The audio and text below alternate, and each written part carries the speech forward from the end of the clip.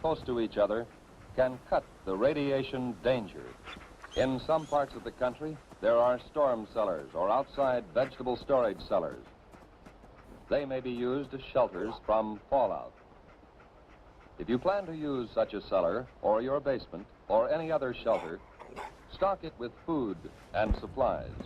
To equip and supply your shelter area, you need some of the same things you might take on a vacation camping trip. First, you know what I sleeping call a good equipment day? to fit your shelter One that ends area. without an empty stomach. Folding cots, or sleeping bags and blankets. Then, food and water. There should be at least a 2-week supply. You'll want plenty of fruit juices and lots of your family's favorite canned foods.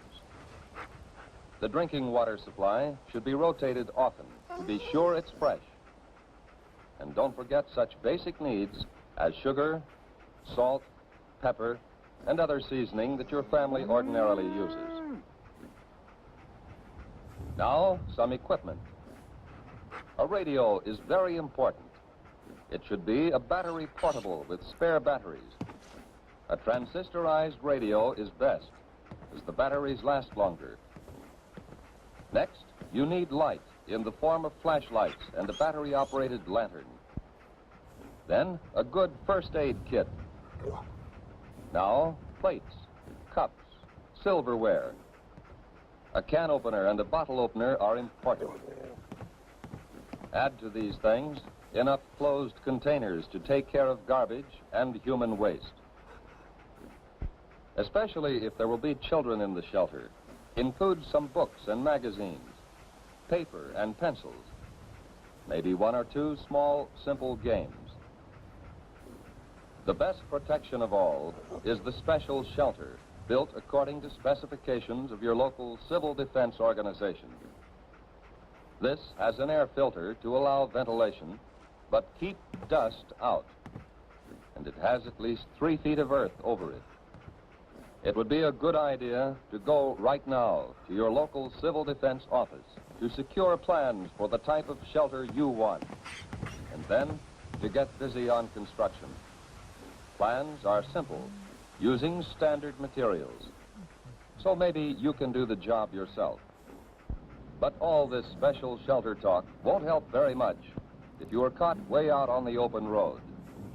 If that happens, keep driving until you see a building, which may be a house or barn, church or school. Drive as close to the building as you can. Then get yourself and your family out of the car and take cover in the building. If you live on a farm and have sufficient warning, get your animals under cover and give them enough food and water to last several days.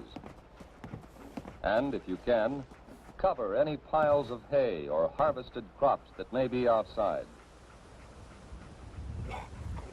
If the explosion has been some miles away, you will have time to fill tubs and other containers with water before fallout arrives.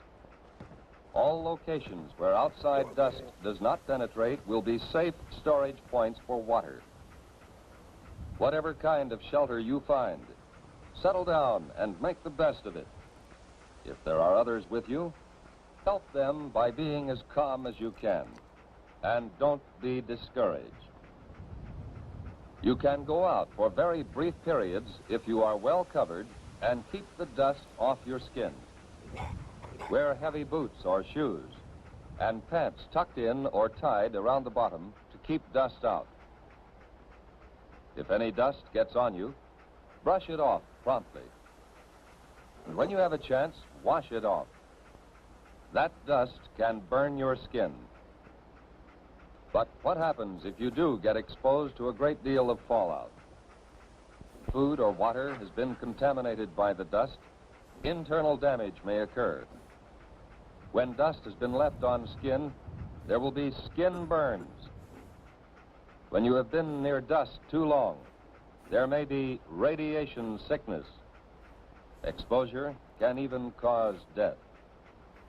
If you have had considerable exposure, you will vomit and grow weak. But after a few hours, this sensation will pass, and by the next day, you may have had the last of it. Even if you have been exposed to excessive fallout, you may eat and drink just as you normally would. But don't force yourself. Whether you have had these symptoms or not, if civil defense radio announcements have said that radiation has been high in your section, keep an eye on your condition for the next few days. Watch especially for these developments in the 2 weeks following exposure. Return of nausea, sore throat, bruise spots developing without any known reason, loss of hair.